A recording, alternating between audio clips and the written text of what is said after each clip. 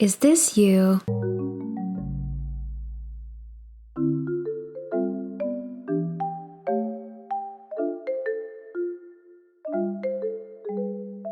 Well, that's me all the time. Like, that's literally me. Like, I'm actually the one who's acting in both of those videos. That's been me a lot recently, either completely shocked by the Rotten Tomatoes score negatively or positively.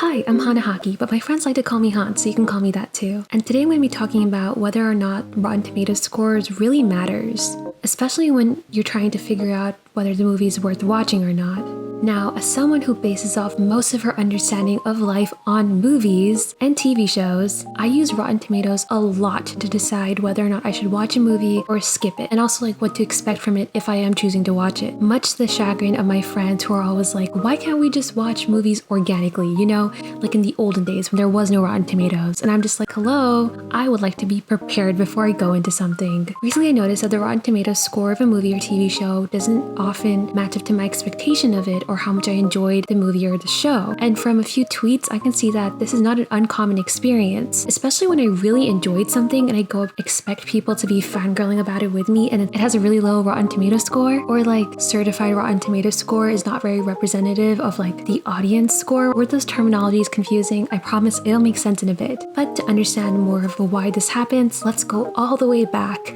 to the dawn of time. Okay, let's not go all the way there. Let's go back to 1998. I wasn't born yet, the internet was young and innocent, and Taylor Swift was only 9 years old. Yes, Taylor Swift is now a measure of time. So these three guys who graduated Berkeley together and were working together, named Patrick Y. Lee, Stephen Wang, and Sen Yung. Side note, I know some people in America pronounce this name as Duong, but I do know that that's not the actual pronunciation, and I just wanted to be respectful of the culture it came from, so I tried to pronounce it right. My apologies if it did not come out right, but just a fun side. Okay, cool. Now back to the video. Now these three friends created a web design company together called Design Reactors, and they would basically make little like movie advertisements. Now Sen Yung was actually super passionate about movies. He spent all his free time researching movies. He was a big Jackie Chan fan, and so while he was trying to look for reviews of, at the time, Jackie Chan's newest movie, Rush Hour, he noticed that it would be so much easier if there was a way to compile all the reviews onto one page, especially because back then in the good old 90s, most movie reviews would come in newspapers. You had to like wait a while to be getting them, and sometimes it was hard to access them. Mostly you would get reviews days after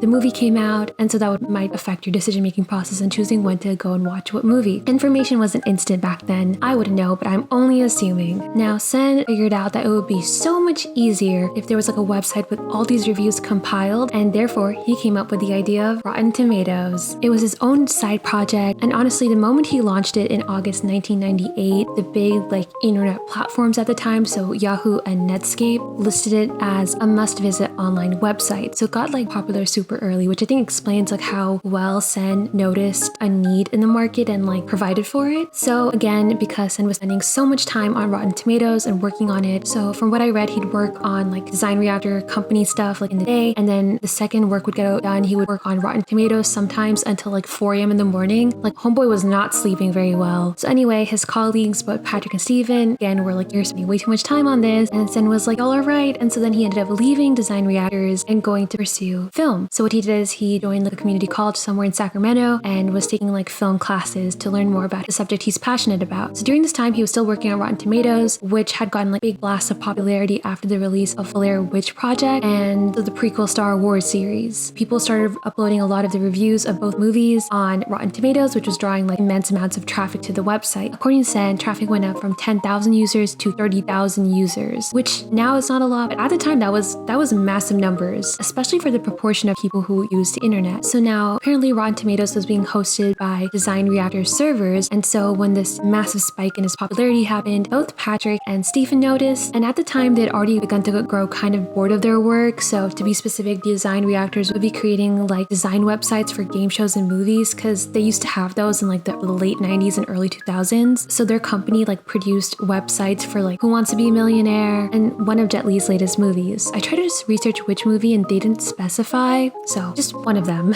So both Patrick and Stephen were kind of looking for like a change. And so when they noticed this traffic uptick, they reached out to Sen and they were like, hey, can we maybe pool our talents together, work together like the good old days? And said that sure, it was down to the idea. So they ended up selling design reactors to a small San Jose design firm called Smart Medium. And then they bought 40% stake in the company and also handed off all their like old clients to Smart Medium. And they got to working on Rotten Tomatoes. Soon enough, it became a staple of movie and TV show culture. Okay, I initially thought Rotten Tomatoes was named after like that how back in the day in like plays or for performances when they were like, you know, always live shows and someone didn't perform well, people would throw tomatoes at them. That's what my knowledge of cartoon shows tells me happened. Now here's a really, really exciting thing. It's called Rotten Tomatoes, not because of what was happening in the good old days with the tomatoes, but instead because Sen was basically inspired to name the website Rotten Tomatoes from a particular scene in the 1992 movie Leo Lo, where a boy is convinced that he was conceived when an Italian man fell into a cart of semen-filled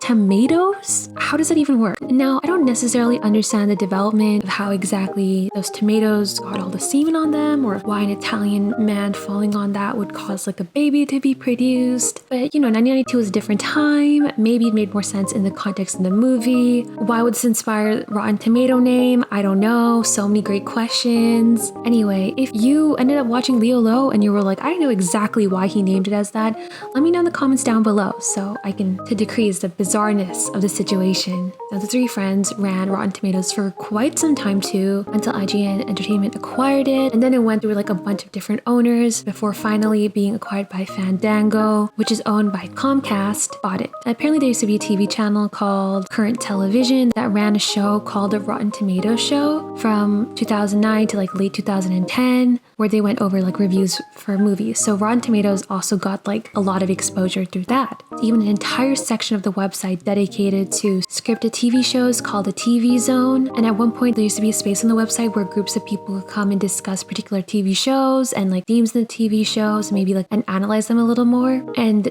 in the section that got so popular that they even created their own like spoof version of the Golden Globes and Oscars called the Golden Oyster Quartz. I think that's how you pronounce it, but that doesn't exist anymore. Nowadays, Rotten Tomatoes has a web series on Facebook called See It, Skip It. So they continue to kind of exist in media outside their website too. Also, fun fact, but initially this section of the video was going to go all the way back to like the history of movies and like movie reviews, but then I was like, wow, that's a lot of information, and I wasn't sure if it was like exactly relevant. But what I found out while researching is that the first full-length feature film was actually released in Melbourne in Australia, and it was called The Story of the Kelly Gang. It was about an hour long and about a band of like outlaw Australian bush rangers, and showed like scenes of cattle theft, bank robbery, and attempted train derailment. So very much like Wild West films, except before them and set in Australia. It premiered on December 26th in 1906, and actually now, this is the fun part. Day after the movie's release, the very first film review ever came out in the Melbourne paper, The Age, which is really cool that like the first time there was like a full feature-length movie, immediately there was like movie criticism and like movie reviews and stuff. Very interesting how both of those have always kind of gone along with each other. Like, I know it makes sense since like obviously you'd be like interpreting stuff and like talking about it, but interesting to see how like that, like how we were like, oh, like let's publish that to the general public. But anyway, the fun part of this fact is actually that Rotten Tomatoes' longest tenured employee named Ryan, I never found his last name anywhere, so just Ryan, actually tracked the review down for that first feature-length movie and uploaded it to Rotten Tomatoes. So if you do want to find out what the reviews were for the first ever full feature film that existed, you can find that out on Rotten Tomatoes, which I think is super cool. Now, some basic information for how Rotten Tomatoes kind of works if you're not familiar with it is that it's split into two categories. One, the tomato meter, reviews of certified critics, so that's people you'd find in like publications like the New York Times and like published sources. And the second one is the audience rating, which is just like what the general population thinks of the movie. So that's like non-certified people like you and I, unless you are a movie critic. And if something is rated as a good movie, it is called fresh. and its ratings have to be above 60% or 60%. And if something is called like a bad movie, then it's rated as rotten and its score is going to be below 60%. And there's like a third category for films that is certified fresh. It's basically when it is at a rate higher than or is at 75%, which means that the movie is pretty good. Anyway, yeah, that's note over. Rotten Tomatoes is the 576th highest rated website in the world and at the 225th most visited site in the United States, according to website ranker Alexa, who's not like a person, but it's like a company or something. It's also the current source for me to figure out if I'm going to or not going to watch a movie, and the number one source for my friends to complain about when I forced them to watch a movie that was rated really highly on Rotten Tomatoes and was actually not very good. Anyway, now let's talk about the good parts of Rotten Tomatoes before we even begin to criticize whether or not its reviews are legitimate, because I think that will give us more of like a holistic, informed perspective before we make a judgment. Also, I don't know why I'm saying we and us here. It's not like this is a conversation, this is a YouTube video, there's a one-way communication. Unless you want to leave a comment down below, then this could be a conversation. Will this drive engagement? So here are the good parts, or as I like to call it, the ripe side of the tomato. Besides the fact that Rotten Tomatoes makes movie reviews just way more accessible for the general population, just by having them, one, appear immediately after the release of the show. Like if there's a show or movie that comes out ASAP, you're gonna have someone reviewing it as soon as possible, and therefore you can find out if it's like worth your time or not. Two, it can also help people discern really quickly if a movie is worth watching or not without investing too much time in it through its labels of like rotten or fresh, or through its like percentage value. If you Google a movie and if you look at the information panel on like the right side of the screen, usually underneath the movie name, there's like a section for what its percentage is on Rotten Tomatoes. So if you just look at that, you're like, all right, if it's a 70%, I'm gonna go in expecting it to be average. But if it's like a 90%, you're gonna be like, this movie's gonna kill it, it's gonna be so good. And if it's like at 5%, you're probably not gonna invest your time into it. And another thing is, by looking at Rotten Tomatoes, you could figure out if a movie or TV show is more like for the art and for like the critiques rather than the general population, or if it's more like popular amongst general people rather than like the artsy side of the whole industry, just by looking at the score differences of a movie between the tomato meter, that is like critics, like certified published critics, and the general audience score, which is like the general population score, like people who are not certified movie critics. Another thing is you can use Rotten Tomatoes as top lists, where they basically like aggregate a bunch of movies or TV shows that are like the top of a certain genre or time period, to figure out what's like a commonly agreed upon good movie or good show for you to invest your time into. Also, you can just find something to watch if you want to watch a good movie or a TV show and you're like, I don't want to go through the shitty stuff, so then you just use that list and you'll be able to figure out what you want. Another benefit of Rotten Tomatoes is that it kind of forces the film industry to make good films, because otherwise they won't really make a profit. Stay with me, I know that part's kind of confusing. Initially, the days before Rotten Tomato, say a movie comes out on like Friday and it's like a bad movie, like this clearly cash grab, they're not very much invested on, the production company knows that they'll still make some money out of it during opening day or like the few first days of opening week, just because it usually takes a certain amount of times for like newspapers to be delivered to people's houses, for newspapers to be published, for word to spread that a movie's bad, because there's no like common platform for people to go and like check the quality of a movie. Film industry got away with making like a lot more subpar movies, apparently because Rotten Tomatoes is so quick to like publish when a movie's bad or not, or like worth investing your time in. There's like a pressure to be rated as like fresh or certified fresh to get your movie out there and to get people to come and like buy your tickets. Like I remember just this summer when Shang-Chi came out, I saw some people who were like iffy about watching it for a multitude of reasons, some of them being kind of problematic, but then it was highly rated, like so highly rated on Rotten Tomatoes that people like rushed and bought tickets, and then there was like even more of an excitement to go watch it. I mean, there already was like a lot of anticipation for the movie, but just seeing its like incredibly high Rotten Tomatoes scores, I think got like a 99% or like a 98 or 100%, made people that much more encouraged to go and watch the movie. So clearly here we can see like the film industry having a pressure to produce good movies just to make sure they're actually making a profit, because Rotten Tomatoes is there to tell you if they are not putting much effort into a movie. And Rotten Tomatoes really affects ticket sales, which is a big part of like the profitability of a movie or viewership for TV shows. You know, this part makes me wonder if perhaps Rotten Tomatoes' existence kind of did contribute to the whole golden age of TV shows, because like even though it did come out in like 2000, I think the golden age started like in the late 2000s.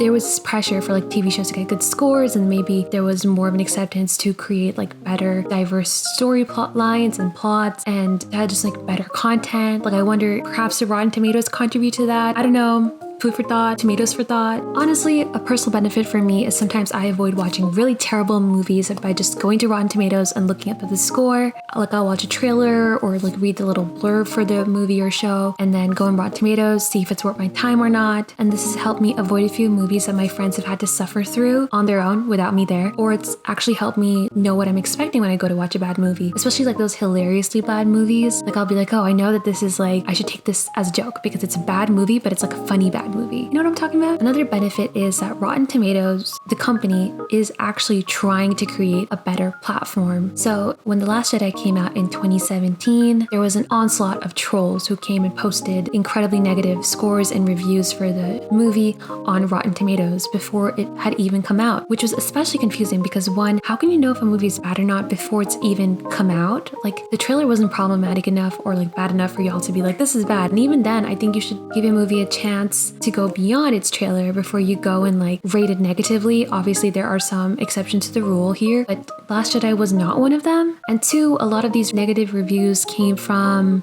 how do I say it? What's the word again? Bigots, who saw the diverse and inclusive casting and went, no progress right here. We will not allow it. Well, Rotten Tomatoes corrected for this problem by actually not allowing users to submit scores or reviews for a movie or a show before it's even come out. It also started verifying the reviews of like tomato throwers, people who are rating the movie badly, by getting them to upload pictures of their ticket stubs from Fandango, like their parent company, which also sells tickets. And they did this to like boost their public trust and like ensure their users that they don't have like false fake reviews, which I understand, but I feel like the fact that you have to like post a picture of a ticket from like Fandango, their like parent company, I don't know, it seems like a bad marketing tool or like a bad tool to get people to buy tickets from that site. I don't know. Just feels kind of weird. Anyway, a second time that Rotten Tomatoes, the company, actually listened to its users to try to create a better platform was in 2018 when they overhauled their critic criteria. So what they noticed for the Tomato Meter certified critics is that most of them were almost exclusively staff writers from publications, which often meant that because a lot of these publications tended to be biased in like their hiring process, a lot of these critics tended to be male and white. And also when saying male and white, I don't just mean like, they were like European too, or they were like from like the Middle East. Like no, they were mostly like Western, male and white. Specifically, according to a study done by USC, there were 59% of the top critics were white males, 24.5% were white females, 8.3% were underrepresented females, and 7.6% were underrepresented males. And they actually broke this down and found out that for one of every unrepresented female, there were 27 white male critics, which is a pretty bad ratio, if you ask me. Now, having a very particular demographic of a population review movies that tend to be like diverse and not only representative of the experience of that particular section of the demographic can lead to reviews that are just not very accurate to like the quality of a movie or TV show, especially when maybe that movie or TV show wasn't created for that section of the demographics. They just don't understand it. For example, if there's a movie being created about like the struggles of indigenous communities in America, and you have like a mostly like white male critic panel looking at it, like they might not understand like the specific struggles and how layered they are for that indigenous community, and so they might rate the movie not as highly as it deserves to be rated. I'm not saying that this has happened, I'm just saying that there's a possibility of things happen like this because of how unrepresentative the critiques are to the general population, which is why it's so important to have a diverse set of people that aren't only reflective of a certain demographic review TV shows and movies. And so Rotten Tomatoes completely changed their policies and added approximately 600 new critics who were mostly freelance and women, increasing the total number of Tomato Meter critics to 4,500, and hence making the reviews more reflective of the population's opinion that is made up of more diversity than just like white and male people. So everything's peachy, or should I say everything's tomatoey. That was bad again. So Rotten Tomatoes is great, right? Everything's perfect. Should we just move on? Conclude the answer as yes to the whole question of this video? The answer to that is no, because there are some drawbacks, or as I like to call it, putting the rotten in Rotten Tomatoes. So remember when I talked about how great it is that there's more critics and a lot of them are more diverse than there previously were? Well, that part, still great, still really, really good. But there is a downside to having a larger number of critics. And that is because a lot of the new critics happen to be freelance critics, which means that they may not have the necessary qualifications required for them to even have the role. See, when a critic is hired by a publication, they oftentimes have to go through like a process where their qualifications are checked and verified. But in the case of like a freelance critic, they're not really going through those steps, so they may not have the expertise that the role requires. And this could cause for some of the reviews to be dicey. And this actually was the case for when Lady Bird came out in 2017. It initially had like a perfect score on Rotten Tomatoes of like 100%. And then this critic called Cole Smithy from the incredibly well-renowned, very popular, like I'm sure all of you have heard of it, website called colesmithy.com. You know what I'm talking about. You know that website, right? Right?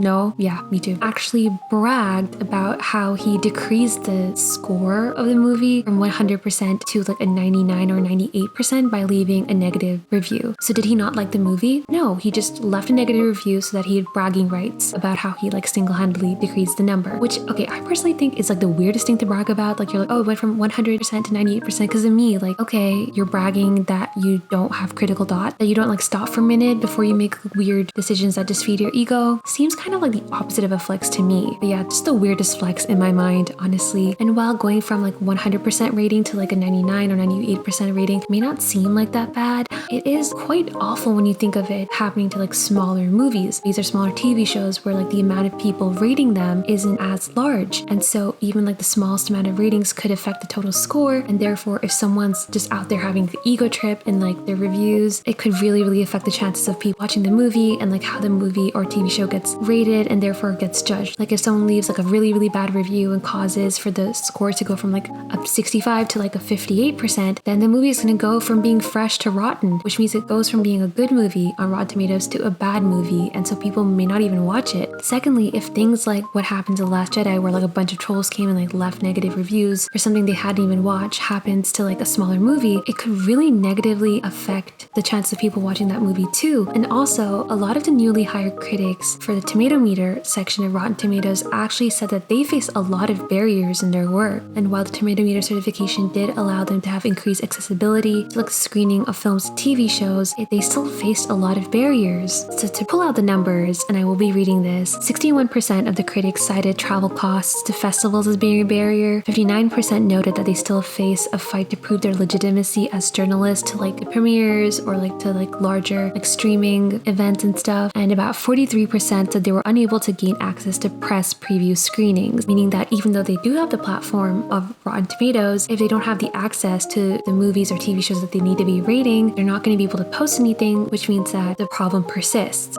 Since you have the critics who work at publications having access to these resources way more than the ones who don't, this problem is going to persist. And the publications tend to have more access because they have more resources and more connections in the industry. Now, this weekend, I watched Love Harder, and I expected the movie to be absolute trash, but it wasn't. It was actually pretty good. Also, I watched it because I think Jimmy O Yang is really funny. You know, Nina Dobrev, Vampire Diaries, Homegirl, gotta watch it for her. Elena, let's go. And also, I used to have a fat crush on Harry Shum Jr. when I was little, you know, because of Glee. The fact that he could dance and sing was like just the only two requirements necessary for like 11-year-old me to like person. So I had to watch the movie. And when I watched it, I was actually pleasantly surprised that it's not that bad. It's actually pretty good in it and subverts a lot of tropes. And I thought that their rendition of Baby It's Cold Outside was really funny and actually a really good take. So I went to look it up on Rotten Tomatoes to see like what the review was, since I thought it was pretty good. And these are the reviews. It did pretty badly. But if you notice, the tomato meter score is significantly lower than the general audience score, which is confusing. Like, why is the tomato meter score at 52%, which was then done by about 21 critics, while the audience score, which is done by more than 25,000 people, at a 95%. But when you Google the movie and you look at the information panel, the score is 52%, which which means that Rotten Tomato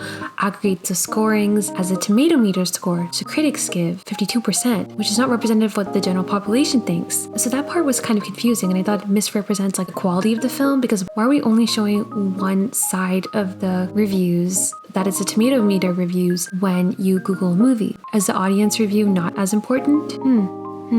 Also, when I tried to find out what the audience reviews were, like the details or like the comments that they left beyond just like the rating that they gave, I was greeted with this very confusing screen where I couldn't see any details on like what exactly people were saying about the movie. And I noticed that the requirement to leave a review here is that you have to have bought a movie ticket to go see the movie. But for movies and for TV shows that are streamed on Netflix and other streaming services, you don't buy a ticket, so you have no way of verifying whether or not you actually saw the movie, which means that you'll not be able to give criticism, which means that this part's kind of redundant and it probably affects the kind of reviews you get. So I feel like that part definitely needs to be fixed by Rotten Tomatoes, because it's a big no-no, especially in this day and age of like massive streaming services being where most people get their content from. And like looking at this quality, how am I supposed to make informed decisions on whether or not I'm going to watch a movie now? That the rating I see on the information panel is not the aggregate score of both the tomato meter and general audience view, but it's just what the certified critics say. Now, you might have noticed in this video that a lot of the instances that I have mentioned where the rating isn't reflective to what people actually think of them are for movies or TV shows with diverse and inclusive casting. And that's right, my dudes, dudettes, and dude peoples, we're talking about bigots now. See, sometimes Rotten Tomatoes isn't necessarily reflective in movies that tend to be more POC-led, female-led, and to be completely clear, I don't know if this part applies to movies that aren't like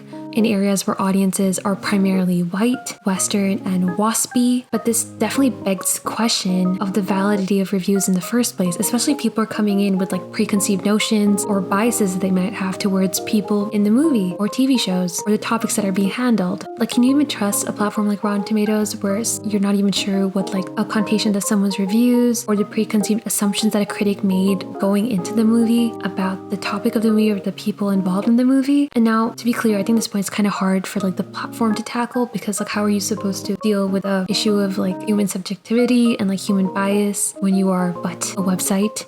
But I do think that this really stresses on the importance of having diverse critics who all have like equal access to resources, because we want to make sure that the criticism that we see is more of like a multi-perspective take on a movie. Now, the aggregate tomato meter score that I did talk about when you Google movie in the information panel, aka the score of Love Harder that I was criticizing, sort of decided by a Rotten Tomatoes curation team. Basically, they meet up every 2 weeks in a meeting called Review of Reviews, and they go over articles submitted by curators whose job it is to like look up articles that are like movie reviews or that mention movie quality, and they decide whether or not that's like a criticism that deserves to be going on Rotten Tomatoes and that would like affect the score of a movie. Now, to be fair, this team does not accept tweets, reported features, or recaps of a TV show or movie to be considered as a critique or a review. And it's during these meetings that they decide if a movie or show is rotten or fresh. So they're kind of the ones who decide like the term or like what it will look like on Google when you Google it and you're like, is it rotten, is it fresh, is it a good movie, is it a bad movie? That's this team deciding during the Review of Reviews meeting. So what this team is looking for is like clearly stated opinions. If they're not really sure about what a critic means in their article or like what they actually thought of the article, they will just message a critic and get clarity on that. And I guess because they're Rotten Tomatoes and they have like standing in the industry, critics actually respond. So they don't actually use an algorithm for rating, which I think is a good part, so that could have been a positive. But that the negative part is that it's all up to like a small team of people, and people bring biases.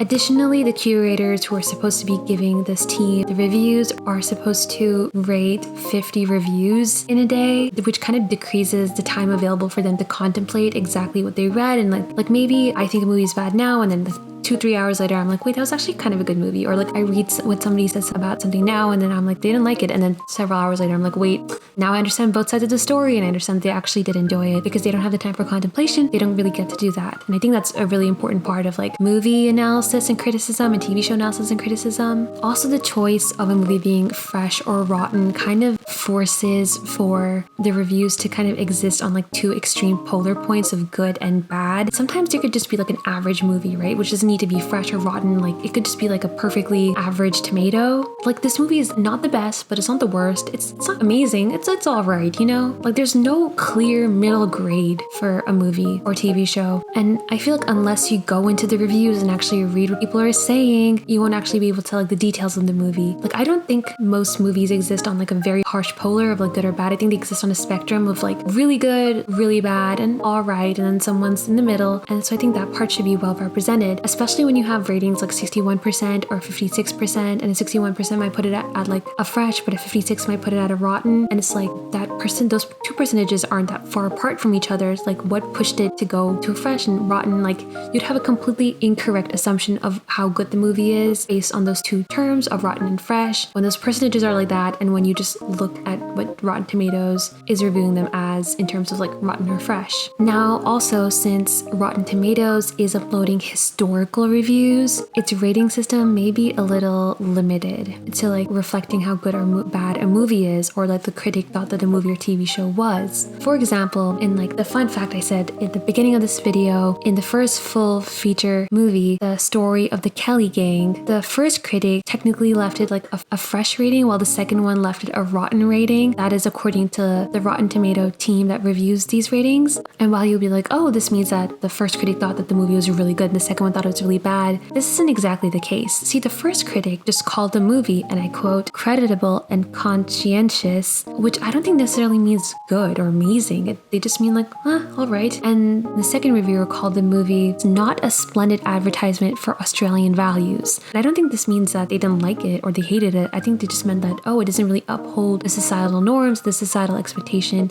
of Australians at the time. And because there's no real way of like verifying with these critics about whether they think their review was like rotten or fresh for the movie, because they're dead. And also I'm pretty sure like if you go back in time and you're like, oh, look at these things, like just imagine trying to explain it to them, like their brains would explode at the mere mention of what the internet is, which would only be the beginning of the sentence. You could never get that information through. So all of those equate to Rotten Tomatoes having some definitely very strong drawbacks. Whew, wow, that was a lot. So now what? Is Rotten Tomatoes bad? Is Rotten Tomatoes rotten? Do these ratings make sense? Should I keep using them? Should I question these tomatoes a little more? Should I stop using tomato-related puns? AKA, to trust or not to trust the tomatoes? And the answer to that is yes, no, maybe. Hold on. See, while Rotten Tomatoes has a lot of drawbacks, it also has a lot of positives. I think knowing both of those things can help us make more informed decisions about whether or not we'll even be watching a TV show or a movie. What I like to do, besides just looking at the score, is to go in and read the reviews and see the exact reason why someone might leave a positive or negative review for a movie or TV show. For example, when I looked at the reviews of Eternals and saw people saying things like, oh, Marvel's pandering to the SJWs, I was like, okay, so I'm not going to take that rating seriously. However, some other people did mention that they felt like there were too many characters, so they couldn't really focus on a single character, which is why they rated as highly as they usually rate Marvel movies. And that is pretty fair criticism, so I would actually take such criticism into my decision. The comments and the quality of these comments can help you make a decision a little better than just looking at the score, so I definitely recommend doing that. Also, I think looking at exactly who is leaving that score in like the tomato meter section, like looking at who the critic is, what their qualification is, like you can find that out by Googling the specific critic. You may be able to find a critic whose work you trust a little more, whose opinion you might be a little critical of, or whose opinion you might be like, I really like their opinion. And so you might want to go and see the movies that they've rated highly, which could help in your future decision-making process. Or, perhaps if you see all the critics in the tomato meter section are like overly representative of a certain demographic that is not necessarily completely reflected in the movie, you might be a little more wary of the criticism that's being given, since there's a higher risk of it being biased. So what exactly I'm trying to say is that we shouldn't completely depend on the percentage ratings and the fresh, rotten, or certified fresh ratings given by Rotten Tomatoes,